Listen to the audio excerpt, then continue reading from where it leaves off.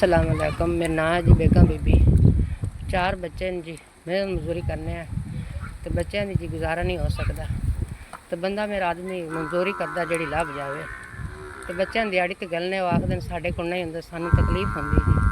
तो इस तरह वास्ते गरीब आदमी है तो गुजारे वास्ते गोया थपने जी। बारिश आ गई है, थापी विकती ने जी। मजदूरी करते कदे बच्चे पालने अब नाल कादे भी लगे खड़ियां थापियां। वो बारिश उस तो डै पहुँचन जी। साडा मोड़ो खड़ा जी। छोटे छोटे बच्चे तो रोज़ी नहीं पूरी हो सकती, बच्चे दिहाड़ी नहीं कर सकते।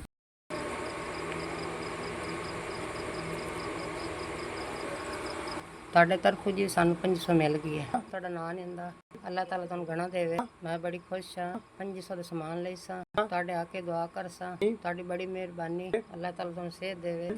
ਜਿਹੜੇ ਬੰਦੇ ਤੁਹਾਡੇ ਨਾਲ ਕੰਮ ਕਰਦੇ ਪਏ ਉਹਨਾਂ ਨੂੰ ਸਿਹਤ ਦੇਵੇ।